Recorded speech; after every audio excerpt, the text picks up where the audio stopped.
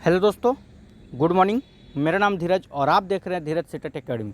तो चलिए आज की ताज़ा खबर की बात करते हैं। आज है आपका 14 अप्रैल को टीचर संबंधित या शिक्षा संबंधित जितने भी न्यूज़पेपर होगा हम सब आपके लिए लेकर आए हैं। तो चलिए देरी ना करते हुए वीडियो की शुरुआत करते हैं और सबसे पहले आज की हेडलाइन की ओर बात करते हैं कि आज का हेडलाइन में क्या है।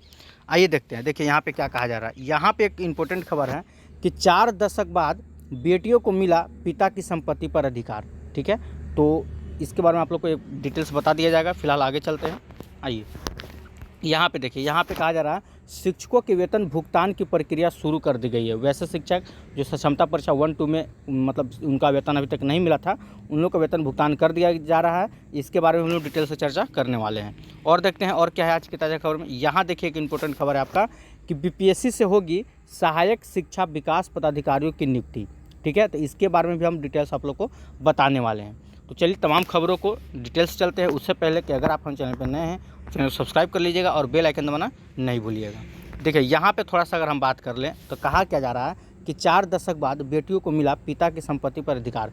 मतलब कि सुप्रीम कोर्ट ने ऑर्डर पास कर दिया है कि अब जो है पिता की संपत्ति पे बेटियों का भी अधिकार होगा। जितना कि बेटा का अधिकार होता है उतना बेटियों का अधिकार होगी। ठीक है, देखिए यहाँ पे क्या कहा जा रहा है। कहा जा रहा है कि सुप्रीम कोर्ट ने संपत्ति विवाद पर दंतक पुत्र संबंधित दावा जो था वो खारिज किया है। कहा कि यह पिता की संपत्ति से बेटियों को वंचित करने की सोची समझी चाल है कि अब बेटी लोग को जैसे होता है ना कि हम शादी कर दिए, हटा दिए मतलब सारा चीज़, लेकिन अब ऐसा नहीं होगा। अब अगर बेटी चाहे तो अपने पिता की संपत्ति में जितना बेटा का हिस्सा होगा उतना बेटी का हिस्सा होगा। ये सुप्रीम कोर्ट का ऑर्डर है, अब इसको कोई नहीं हटा सकता। ठीक है, ये केस बहुत लंबा चला है। अब इसके बारे में अगर आप पूरा डिटेल्स तो नहीं, लेकिन एक लाइन में देखिए ये केस आपका 1983 से इस पे लड़ा जा रहा है केस, आवाज़ जाके फाइनल हो चुका है। ठीक है,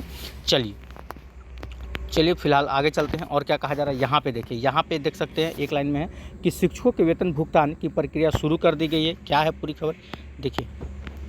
कहा जा रहा है यहाँ पे कि सक्षमता परीक्षा 1-2 उत्तीर्ण 10,000 शिक्षकों के वेतन भुगतान की प्रक्रिया शुरू कर दी गई है। डीओ कार्यालय से मिली जानकारी के अनुसार शुरुआत में तकनीकी परेशानी के कारण शिक्षकों का डाटा अपलोड नहीं हो सका। इस वजह से उनका प्रान कार्ड जनरेट नहीं हो सका, नतीजा वेतन नहीं बन सका। अब तकनीकी समस्या को दुरुस्त करने में विभाग जुटा है। ठीक है, जो भी उनका जो प्रॉब्लम था उसको विभाग जुटा हुआ है। कहा जा रहा है कि 3 माह बाद जैसे जैसे प्रान कार्ड जनरेट हो रहा है शिक्षकों के खाते में वेतन राशि भेजी जा रही है। ठीक है, मतलब जिसका प्रान कार्ड बन रहा है उनके खाते में वेतन भेज दिया जा रहा है। इस संबंधी स्थापना के जिला कार्यक्रम पदाधिकारी गोपाल कृष्ण ने बताया कि सक्षमता 1 के 5,400 शिक्षकों का प्रान कार्ड जनरेट हो गया है।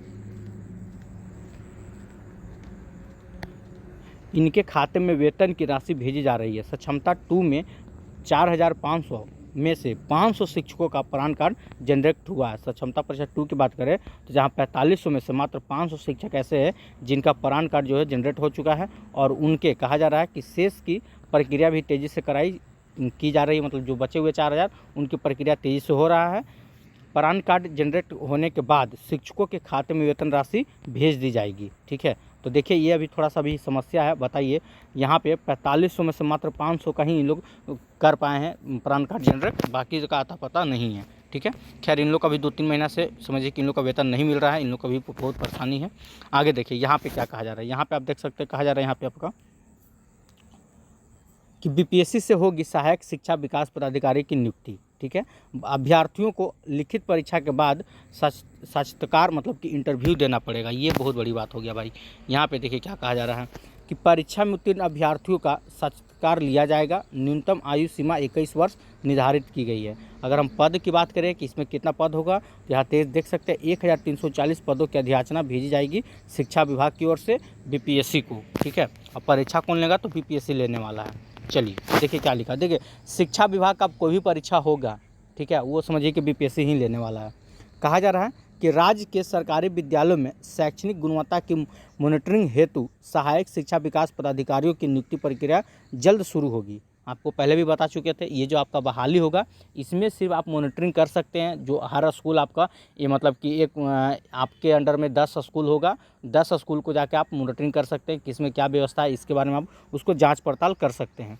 ठीक है, क्या कहा जा रहा है देखिए कि शिक्षा विभाग के स्तर से 1339 पदों पर नियुक्ति हेतु अधियाचना भेजने की कार्रवाई को अंतिम रूप दिया जा रहा है।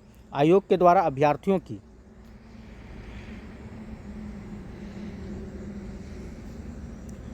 आयोग के द्वारा अभ्यर्थियों की लिखित परीक्षा ली जाएगी। इसमें उत्तीर्ण अभ्यर्थियों का साक्षात्कार मतलब कि इंटरव्यू भी लिया जाएगा। अब बताइए, परीक्षा भी दीजिए, उसके बाद इंटरव्यू दीजिए। कहा जा रहा है कि अभ्यर्थियों की न्यूनतम योग्यता की अगर हम बात करें तो सिर्फ आपका स्नातक रखा गया है। अगर आप ग्रेजुएशन किए हुए हैं तो इस परीक्षा में आप बैठ सकते हैं। अभी ऐसा कुछ नहीं है कि बीएड डीएलएड का भी नाम नहीं दिया गया है, आप खुद यहाँ देख सकते हैं। कहा जा रहा है शिक्षा प्रशासन संवर्ग नियमावली 2025 के मुताबिक अभ्यर्थियों के लिए शैक्षणिक योग्यता किसी मान्यता विश्वविद्यालय से स्नातक या समकक्ष रखा गया है। ठीक है, आगे देखते हैं। कहा जा रहा है यहाँ पे कि वह न्यूनतम आयु सीमा जो होता है 21 वर्ष रखा गया। नियुक्ति में राज्य सरकार द्वारा लागू आरक्षण का प्राविधान भी प्रभावी होगा। जो आरक्षण जो होता है बिहार सरकार द्वारा, उसके ऊपर भी बात कहा गया, जैसे है वैसा ही रहेगा। न्यूनतम आयु की गणना संबंधित वर्ष की 1 अगस्त से आधार पर होगी। ठीक है, तो 1 अगस्त से आपका होने जा रहा है। आगे देखते हैं। ये नियुक्तियाँ बिहार शिक्षा प्रशासन संवर्ग में प्राप्त होगी। याद रखिएगा, ये जो नियुक्ति होगी आपका बिहार शिक्षा प्रशासन संवर्ग में ही होगी। क्या कहा जा रहा है यहाँ पे देखिए, यहाँ पे कहा जा रहा है आपका कि सहायक शिक्षा विकास पदाधिकारी का पद मूल कोटि का होगा। इस पद पर नियुक्ति होने वाले की प्रोन्नति शिक्षा विभाग पदाधिकारी के पद पर होगी। सीधी भर्ती से नियुक्ति सहायक शिक्षा विकास पदाधिकारी के वरीयता का निर्धारण आयोग की मेधा सूची के आधार पर किया जाएगा। सहायक शिक्षा विकास पदाधिकारी पद पर नियुक्ति कर्मियों को परिवीक्षा अवधि योगदान की तिथि से 1 वर्ष के लिए होगी। जिस दिन आप योगदान कर रहे हैं, ये पॉइंट याद देखिएगा। अगर आपका सब कुछ हो जाता है, इंटरव्यू पास हो जाते हैं, अगर आप योगदान कर रहे हैं तो आपका जो होगा ये जो करने का वो 1 वर्ष का होगा।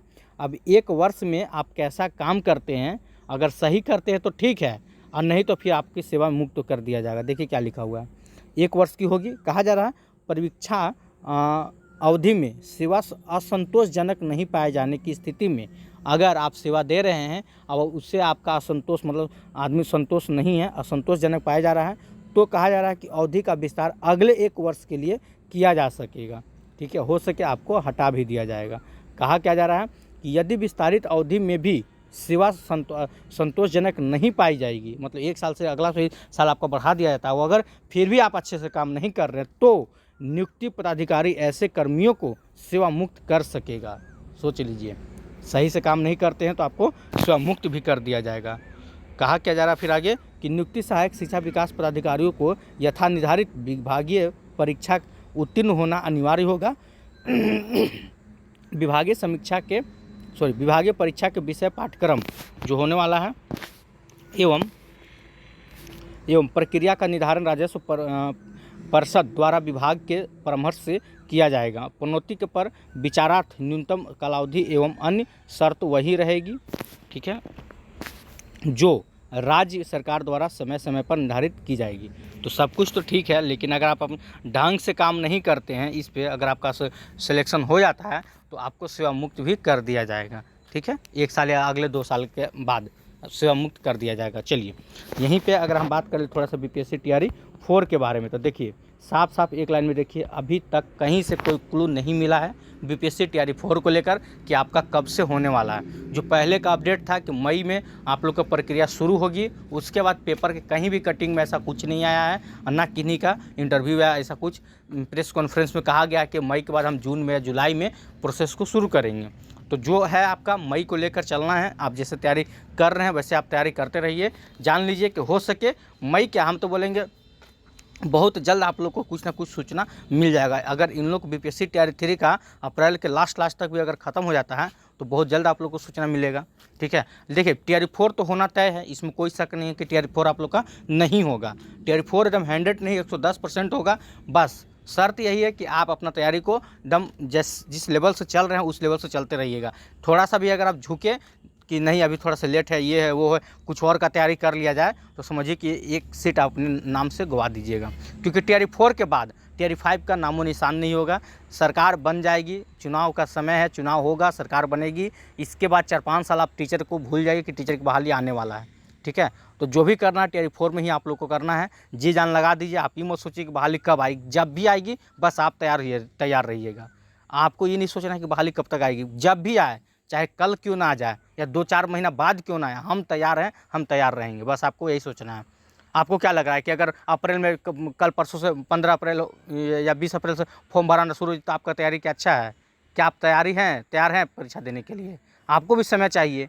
अगर रेडी है तो अच्छी बात है, क्योंकि आप 1-2 से छँटते आ रहे हैं, 3 में भी छँटे हुए हैं, तो रेडी है तो बहुत बढ़िया बात है। लेकिन और अच्छा दीजिएगा कि इसमें बहुत भीड़ होने वाला है, ठीक है।